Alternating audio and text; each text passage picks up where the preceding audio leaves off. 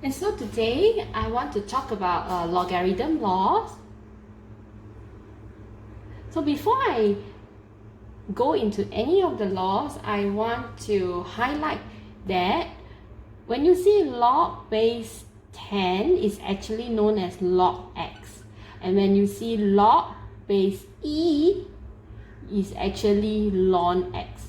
So when students just started this topic, some of them, when they see this log x in the question, I do have students asking me, so log x, what is the base? You know, they don't understand, because a lot of the logarithm rules, right, the laws that they study in the formula sheet or that have a base.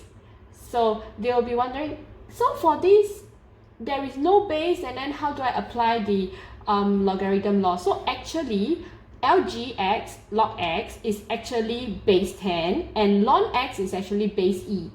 I know of some schools, their math teacher actually advised the student, which I think is a very good advice. I don't force in my class, but for some students, if they keep making certain mistakes, I would also follow the same advice. And that is, when the questions have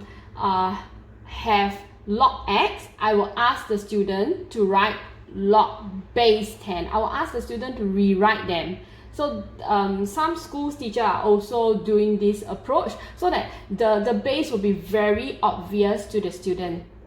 And log and ln are functions that you can find on our calculator. You can actually key in log 5 and there will be a value.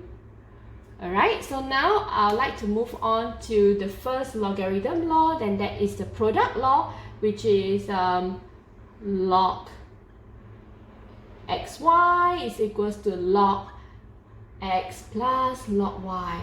So for this, right, it's the same. I always ask my students, check if they are married, multiplied together. If yes, you can add their resources, okay? Make sure their base are the same. Then you can actually, that means they are actually married, multiplied. Alright, if you can remember this one will come in very natural for you. This is a plus, so this is a minus. So I often ask my student, just remember one. The other one, you just do the opposite. If it is a plus, this is a minus. If this is a times, this is a divide. Alright, and one more thing, since I'm here, I would like to share that a lot of students, this is some of the common mistakes that I realize some students will make, so I'd like to highlight. When you see this, they will think that they can apply this rule because they are quite similar, right? But actually they are not, okay? So x over y is a value, a different value from log x divided by log y. So this is not equal to this. Please take note. Yeah? Okay, so after the quotient law, there is another law called the power law, and that is log x and then r. This is equals to, you bring this power down, okay, you realize that there is a 3 tier, so do, re, mi. So when I teach indices, I always tell my students, so I backtrack a little bit to indices. So I always tell my student, right, 2x, and if you need to square it, is 2x. There is no do, re, mi. This is not equals to 2x then square, like do, re, mi. There is no such thing, no such 3-tier thing in indices. It's always 2-tier.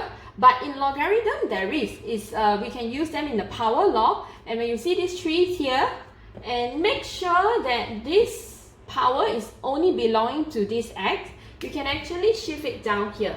There is another common mistake that I would like to highlight, and that is, right, when students see this sometimes in question, they will also go and do the 3-tier, which is not correct. So please take note. Alright? Then we have the change of base. So for example, you have log AB. Let's say the question is in base x or base 2. Okay, you can just choose a base, any base that you want. For example, base 2, you just put log 2. Now you want this base, right? And b will be the value on the top, and then log 2, this is the base that you want, and a will be the value at the bottom. And this is also equals to, let's say you want base x now. It is also equals to log xb over log xa. Alright, so this is the change of base law. Since I am here also, I just want to tell you there is actually a shortcut. Let's say if you just want to flip this, this is actually a reciprocal 1 over log BA. This law is seldom seen in some textbook. Only some textbook have, because by showing this change of base law, you can actually get this. So they don't really show this, but I thought that it's very useful. Yeah, it is not difficult for the kids to remember. Oh, if I just want to flip this, it's just a reciprocal. So I'm going to show you how do I get this reciprocal. So actually now I want base B, right? So I'll have base BB. Now base BB is actually 1. So this thing is actually 1. So it becomes 1 over log BA. So let me erase and put it nicely for you. Log BA. Okay, so this one you can take note also. And okay, just now as I was saying, okay, I have the last two properties. They are not really laws, they are properties which a lot of the students have no problem remembering. They are quite easy. Log AA is 1. So log BB is 1. Log 22 is 1. Yeah, log 100 is 1. So they have no problem remembering this. Another one is log, the base can be anything. If you have 1, this is 0.